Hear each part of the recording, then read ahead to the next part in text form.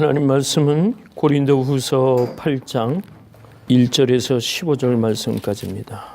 신약성경 294페이지. 형제들아, 하나님께서 마게도냐 교회들에게 주신 은혜를 우리가 너희에게 알게 하노니 한날에 많으신 가운데서 저희 넘치는 기쁨과 가난함이 저희로 풍성한 영광을 얻도록 하게 하겠다.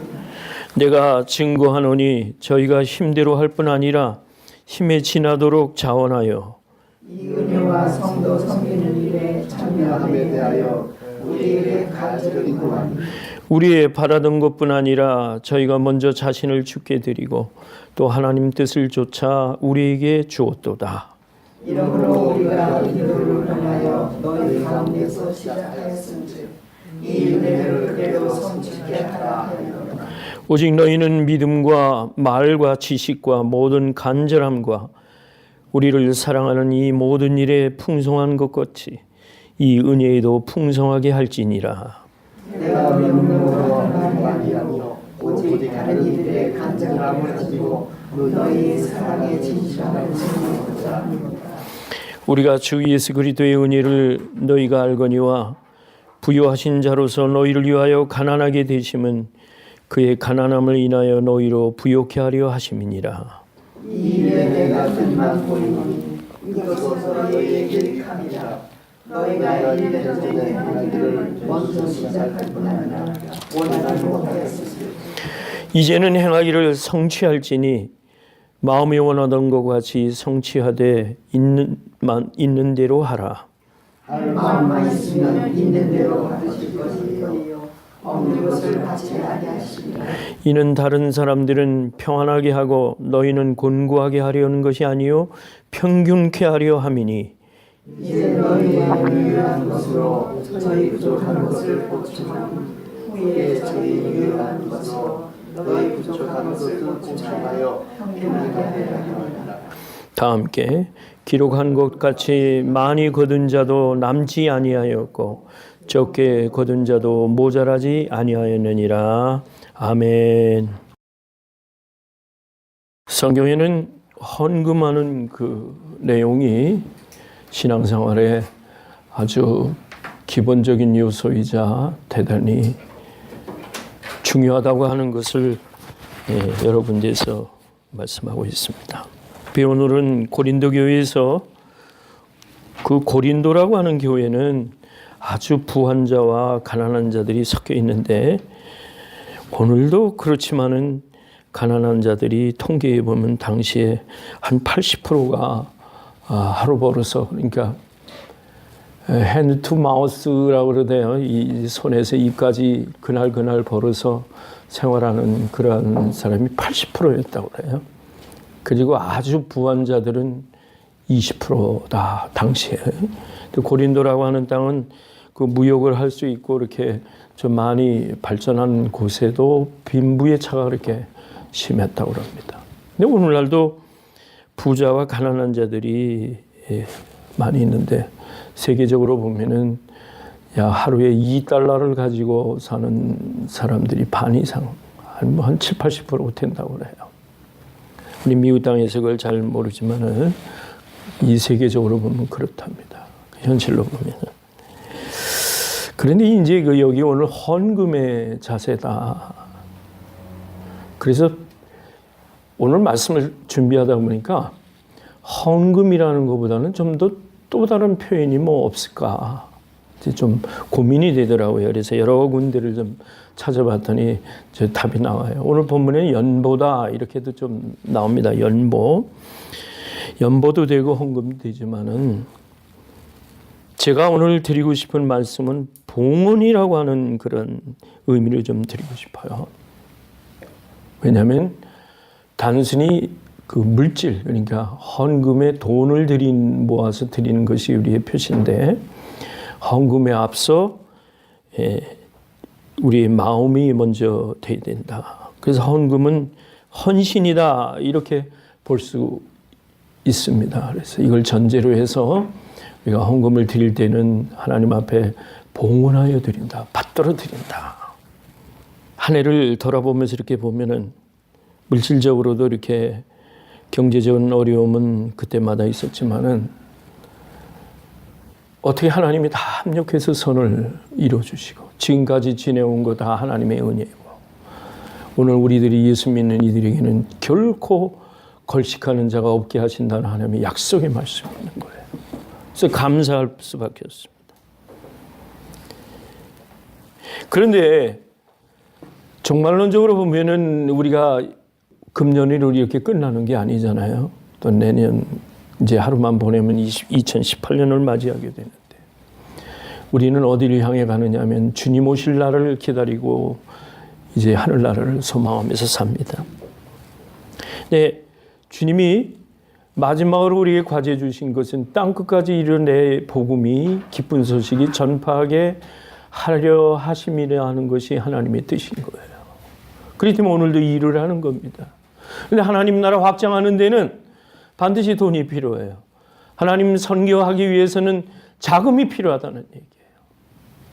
그래서 또 구약의 의미로 보면은 성전 안에서 헌금을 이렇게 봉헌하여 드리면은 그 헌금을 가지고 성전에서 일하는 사람들을 먹고 살게 해주고 그래서 바울은 고린도서 16장에 보면은 이제 그런 얘기를 고린도 전서에 보면 그 얘기를 헌금에 대한 이유를 얘기를 합니다. 그 곡식을 떠는 소의 입에 이렇게 먹지 못하게 하는 그 고가를 씌울 수가 없다 하는 이야기로 이게 성전에서 주의 말씀을 전하는 사람에게도 필요한 경비가 필요하다. 이게 그에게는 성전에서 일하는 사람에게도 자금이 필요하고 또 가난한 자들을 구제하는 데에도 헌금이 필요하다. 이렇게 설명하고 있습니다. 그래서 헌금을 하는 겁니다, 우리들이. 하나님의 교회가 움직이려면은 헌금을 해서 봉헌하여 드린 이 물질을 가지고 이제 드리게 됩니다. 그런데 바울은 이제 예루살렘 교회를 중심으로 해서 여기 마게도냐 1장 1절을 보니 8장 1절에 보니까 마게도냐 교회에게 편지를 하는 거예요. 알게 하는 거예요. 여러분들이 마게도냐의 그러한 것의 좋은 예로서 이 일을 통해 이 열심을 본받아서 고린도 교인들도 그 연보를 하나님 앞에 사랑의 마음으로 하기를 원한다 해서 예를 들은 겁니다. 고린도 교회나 마게도냐 교회나 빌립보 교회나 에베소 교회나 이 교회들이 헌금을 모아서 예루살렘 교회를 많은 사람을 보내 연보를 하게 되었습니다. 이런 이유로 하나님 앞에 헌금을 하는 자세에 대해서 오늘 본문에 우리에게 가르쳐주고 계시는 겁니다. 누가복음 12장 보니까 예수님이 그러셨어요. 너희 보물 있는 곳에 너희 마음도 있다. 그래서 물질적으로 정직하게 행한다면 하나님 나라의 영적 재산도 맡을 수 있는 겁니다. 관리인들이. 그 이유는 뭐냐면 평균하게 하는 의미는 우리 8장 13절 보니까 다른 사람들은 평안하게 하고 너희는 공고하게 하려는 것이 아니라 평균하게 하려 한다. 밸런스를 맞춰주는 거다. 이런 얘기죠. 너희가 남는 헌금으로 이웃의 어려운 사람들이나 어려운 교회를 보충하여 이렇게 도우면은 그래서 15절에 보면 많이 거둔 자도 남지 아니했고 적게 거둔 자도 모자라지 아니하는 이 평균의 의미를 가지고 이제 선교헌금을 하는 겁니다. 말하자면 이러한 일의 의미를 바울은 가르쳐주고 있습니다. 그래서 첫 번째 헌금은 헌신이라고 봅니다. 마음의 자세에서 나오는 건데 하나님이 우리에게 은혜를 주신 것은 넘치죠. 우리에게 살만한 이유와 비전을 주셨어요. 먹을 것을 또 주셨어요. 그에 앞서 우리를 하나님의 백성으로 구원받은 백성으로 예수를 이 땅에 보내셔서 그의 보혈의 피로 우리가 구원받는 길을 열어서 이제는 구별된 백성으로 거룩한 백성으로 하나님의 교회를 이루는 그러한 하나님의 시민이 된 겁니다. 이 은혜를 생각할 때마다 예수 그리스도의 은혜를 인정하고 감사하지 않을 수밖에 없는 겁니다. 올 한 해 하나님께서 베풀어 주신 은혜에 대해서 하나님이 주신 것에 대한 반응이 우리가 물질을 드리는 헌신에 있는 것, 헌금에 있는 겁니다. 그래서 생명을 주신 것 감사하고 일상에 세심하게 마음 쓰는 이러한 일들이 감사의 마음으로 쓰게 되는 것. 그래서 봉헌이라고 하는 뜻을 말씀드리고 싶으면 물질만 드리는 게 아니라 몸과 마음도 물질과 합해서 드리는 거라는 얘기입니다. 하나님의 은총 앞에 응답하는 하나님이 우리에게 주신 쏟아주신 그 은혜에 감사하여 물질과 마음을 합해서 드리는 것이 봉헌이라는 의미인 겁니다. 여기 마게도냐 교인들이 어떤 성격으로 하나님 앞에 헌금 모범을 보였느냐 이렇게 분석을 해보면 첫째, 가난에도 불구하고 환난의 많은 시련 가운데 예수 믿는 기쁨과 극한 가난이 저희로 풍성한 연부를 넘치게 하였다. 2절에 했습니다.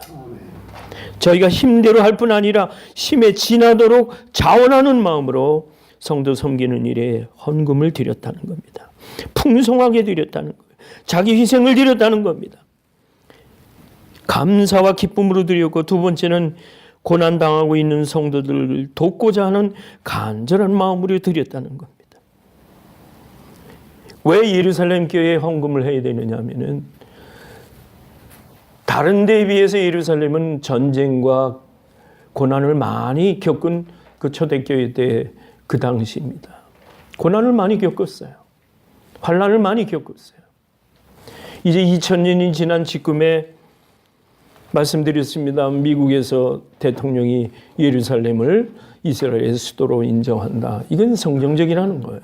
그러면은 그 예루살렘 교회가 환난을 많이 겪어서 물질로도 어려울 때에 산지 각 교회가 흩어져 있는 교회가 그들을 돕기 위해서 저희 교회도 성경금을 합니다만 물질의 많고 적음을 떠나서 우리가 그들에게도 마음을 준다는 거예요.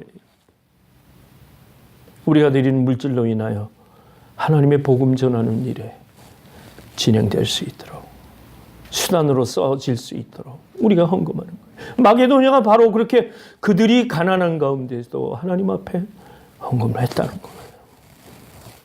이렇게 되기에는 마게도냐 교인들이 자신들을 먼저 주님 앞에 드렸기 때문에 그들 가진 것을 아낄 수가 없이 이러한 마음의 자세로 본을 보였기 때문에 바울은 이것을 예로 들었던 겁니다. 그러니까 고린도 교인들이요, 당신들도 마게도냐에 있는 지역에 있는 여기 빌립보 교회나 또 에베소 교회나 이 지역에 있는 교인들이 그 교회들이 하나님 앞에 이렇게 헌신하는 것을 고린도 교인들도 좀 본받아라. 그 당신들도 그런 가운데 헌금을 하기를 원한다. 바울은 그렇게 가르침이 있었던 거예요. 예수님이 헌금하는 자세에 대해서 얘기를 하셨어요. 마가복음 12장에 보면은 41절에 43절을 보면은 이제 성전에서 헌금하는 것을 예수님이 지켜보셨어요. 이때 가난한 과부가 와서 자기의 전 재산인 2렙돈을 그 헌금함에 넣는 것을 보셨어요. 주님이 말씀하십니다. 저희는 다 그 넉넉한 가운데서 넣었지만은 이 과부는 그 구차한 중에서도 자기의 모든 소유 곧 생활비 전부를 넣었느니라. 헌금에 마음의 무게가 실린 헌금이 하나님에게는 크고 귀하다는 겁니다. 아멘. 아멘. 이런 원리로 우리는 하나님 앞에 헌금을 드려야 돼요. 그렇다면 헌금을 드리는 자세를 어떻게 해야 되느냐? 첫째는 믿음으로 드려야 되는 겁니다. 히브리서 6장 11, 12절에 보니까 우리가 하나님 앞에서 다 약속을 받은 존재들. 그러니까 훗날 어느 때인가 주님이 우리를 데려가시기도 하지만 이 땅에 사는 동안에도 풍성한 하나님의 은혜로 살 수 있도록 그 약속을 입은 백성답게 살게 하기 위해서 그래서 우리는 인내하며 기다리며 헌신을 하게 되는 겁니다. 그래서 전적인 신앙, 마음을 다 드리는 신앙, 이 믿음의 자세로 내 몸을 드리고 물질을 그 마음에 담아서 주 명령을 따라서 우리는 헌금을 하게 되는 겁니다. 내 것을 우리 하나님 앞에 드릴 때 세계 선교하는 일에 주 명령을 따르는데 우리가 믿음으로 드리는 이러한 귀한 하나님 앞에 행위인 것입니다. 그 여기 보니까 믿음이 넘친 겁니다. 그래서 균형 감각이 있는 거예요. 미국의 어느 의학계가 발표한 것을 보니까 1년에 병 치료를 위해서 쓰이는 돈이 약 12억 달러라고 그래요. 병원비가. 그런데 놀라운 거는 그중에 50% 이상이 신실한 크리스천들에게도 이 비용이 들어갔다는 거예요. 우리에게 시사하는 바가 큽니다. 예수를 믿으면서 병원비가 왜 12억 달러에 적어도 6억 달러 이상은 신실한 크리스천들에게 이것이 그런 역할을 할 수밖에 없느냐는 통계를 보면서 하나님께 우리가 건강이 참 감사한 겁니다. 그러는데도 왜 이래야 되느냐? 우리에게 주어지는 과제는 거예요. 저는 늘 잠언서 18장 14절 말씀을 인용합니다. 사람의 심령이 그 병을 능히 이기려니와 내 심령이 상하면 이에서 어떻게 하겠느냐 그 말씀을. 사람의 심령이 병을 능히 이긴다고 하는 믿음이 병을 이긴다는 말씀인 겁니다. 아멘. 우리가 신앙을 가졌으면 말씀의 약속을 위해서 우리가 당당하고 건강하게 살아야 돼요. 이런 비결이 있는데 그게 뭐냐면 감사 생활이 넘치면 된다는 겁니다. 아멘. 멕시코에 이런 이야기가 있습니다. 어느 방문 그 여행객이 시골을 지나가는데 묘하게도 따뜻한 물이 나오는 온천이 있고 찬물이 나오는 냉천이 있어요. 그래서 여인들이 와서 빨래를 합니다. 여행객이 서서 이야기를 합니다. 아, 당신들은 참 좋겠네요. 감사하겠네요. 여름에는 찬물로 하고 겨울에는 더운 물로 빨래를 할 수 있는 이러한 놀라운 환경이 여러분을 가졌으니 얼마나 복이겠습니까? 이렇게 얘기를 했더니 그 빨래하는 여인들이 그렇게 대답을 합니다. 그런데요, 비누가 나올 때는 없습니다. 이렇게 얘기를 하더래요. 그러니까 우리 인간은 말이죠. 천성적으로 하나를 채워주면 그 다음 것을 불평이 앞서는 겁니다. 오늘 우리들이 하나님 앞에 헌금할 때, 하나님 앞에 헌신할 때 감사로 우선 그 예물에 담으시기 바랍니다. 하나님께서 우리에게 주신 거 감사합니다. 아멘. 두 번째는 헌금의 자세를 여기 보니까 미리 준비한다고 그랬습니다. 이제 9장에도 헌금에 대한 얘기가 나옵니다만은 9장 5절에 보면은 이렇게 나와 있습니다. 이러므로 내가 형제들로 먼저 너희에게 가서 너희의 전에 약속한 연보를 미리 준비하게 하도록 권면하는 것이 필요한 줄 생각하였느니 이렇게 준비하여야 참 연보답고 억지가 아니니라. 디도, 자기 사랑하는 제자 디도와 함께 바울은 참 지혜로웠어요. 또 한 사람을 데리고 둘이 가서 헌금을 걷어서 이 돈이라고 하는 것은 항상 경계심도 있거든요. 혼자 보내지 아니하고 내 혼자 처리하지 아니하고 이것을 헌금을 미리 준비한 헌금을 억지로 드리는 것이 아니라 여기 1년 전이라고 얘기 나와요. 그러니까 억지로 하지 말고 또 내가 너희한테 갔을 때 너희들이 당황해가지고 그때 부랴부랴 헌금 준비하지 말아라. 미리 준비하라 헌금. 그런 원리로 본다면 우리도 주일 헌금 매주 드립니다만 드릴 때 미리 정성스럽게 봉투에 담아서 성경책에 끼워두었다가 하나님 앞에 이렇게 드리는 그런 정성이 우리에게 필요하다는 겁니다. 오해받지 않기 위해서 지혜롭게 헌금은 관리를 해야 돼요. 그리고 우리 성도들이 피땀 흘려 버는 수입의 일부분을 하나님 앞에 감사드리는 헌금을 교회에서는 잘 활용했는가 이것을 주기적으로 또 발표해 드려야 되는 겁니다. 이제 세 번째로는 각자 마음의 정한대로 하되 인색함이나 억지로 하지 말라. 저는 이것을 말씀을 준비하면서 많이 생각해 봤습니다. 내가 내 마음에 아까 과부의 둘 입던 식으로 내 마음의 100% 이상을 양심을 따라 드리면은 이것이 내가 마음의 정원대로 드리는 겁니다. 형편은 다 달라요. 자기 수입에 따라 다 달라요. 그러나 하나님께서 10의 1조만큼은 하나님께서 정하셔서 열의 하나는 내 것이라 했으니 하나님께 돌려드리는 겁니다. 우린 10의 9를 가지고 10의 10을 사는 것이 하나님의 비밀인 겁니다. 또 그렇게 됩니다. 이게 성령님이 가르쳐 주시는 것 같아요. 그래서 하나님은 고린도후서 9장 7절 8절을 보니까 마음의 정한 대로 할 것이 인색함이나 억지로 하지 말지니 하나님은 즐겨내는 자를 사랑하시느니라. 즐거운 마음으로 하나님 앞에 드리는 것. 즐거운 마음이 되려면은 내가 양심에 가책이 없어야 돼요. 하나님이 너에게 모든 일에 항상 넉넉해 넘치게 하십니다. 얘기했습니다. 모든 일에 부요해서 넉넉하게 하시는 것이 하나님의 비밀입니다. 적게 심는 자는 적게 거두고 많이 심는 자는 많이 거둔다 하는 말이로다 하는 것은 우리가 하나님이 부요한 자로서 이게 경제의 법칙이죠.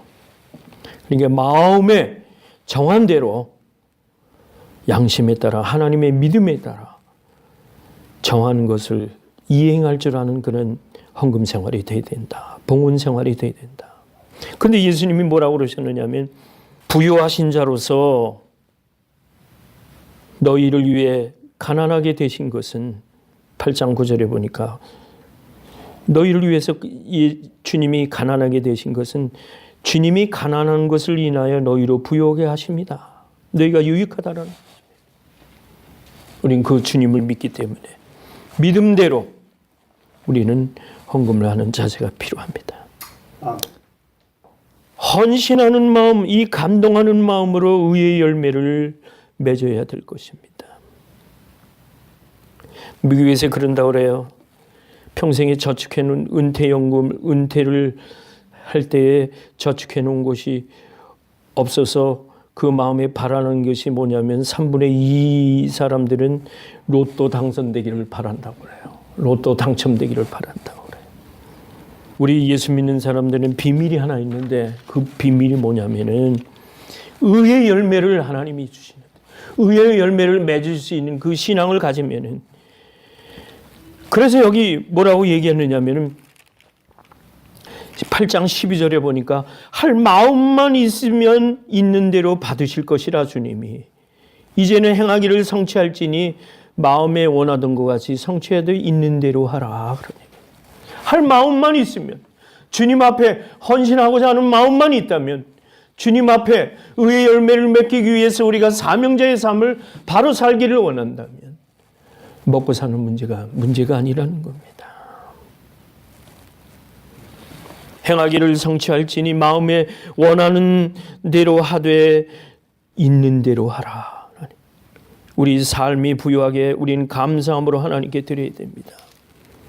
참 헌신자로 하나님 앞에 기대하면, 저는 그래서 그렇게 생각합니다.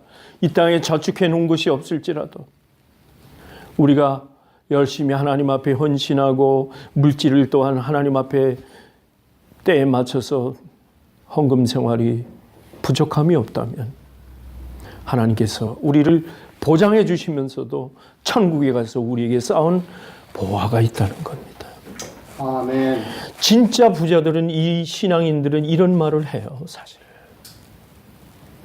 천국의 보화를 쌓는다. 그런 마음으로 버는 것만큼 쏟아서 사회를 돕고 이웃을 돕는 일에 내가 아낌없이 헌금을 합니다. 아낌없이 자비를 베풉니다. 이런 얘기를 합니다.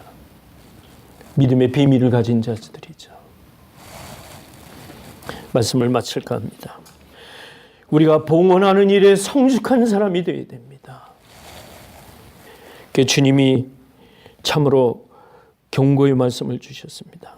마태복음 24장 19절 보니까 이런 말씀을 하셔요. 그날에 젖을 먹는 아이에게는 저주가 있을 것이다. 이 말씀이 무슨 말씀이냐면 믿음이 점점 자라서 모든 일에, 저는 이렇게 생각합니다. 금전에 자유로운 사람, 물질에 자유로운 사람은 완전한 자라고 봅니다. 왜 그러냐면은 물질에 얽매이는 사람들이 너무 많아요. 그러나 참 믿음을 가진 사람들은 하나님 앞에서 주어진 분복대로 물질에 초월하여, 물질에 감사하여 그렇게 드리는 신앙이 바로 의의 열매가 된다고 봅니다. 하나님 앞에 헌신하시기를 바랍니다. 하나님 앞에서 성숙하시기를 바랍니다. 주님 오실 때 어린아이가 되었으면 그 사람은 저주받는 자라고 그랬습니다. 신앙이 자라야 된다는 말씀인 겁니다. 금년을 한 해 맞추면서 새해를 또 맞이하면서 모든 면에서 하나님 앞에 신앙이 완전하시기를 간절히 소원합니다. 거룩하신 아버지 하나님 감사합니다. 우리가 하나님 앞에 드리는, 하나님이 주신 은혜에 감사하여 드리는 이 행위에 우리 물질을 드리는 헌금의 자세에 대해서 오늘 함께 은혜를 나누었습니다.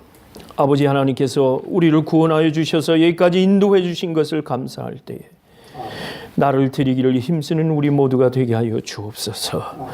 예수님의 이름으로 기도하옵나이다. 아멘.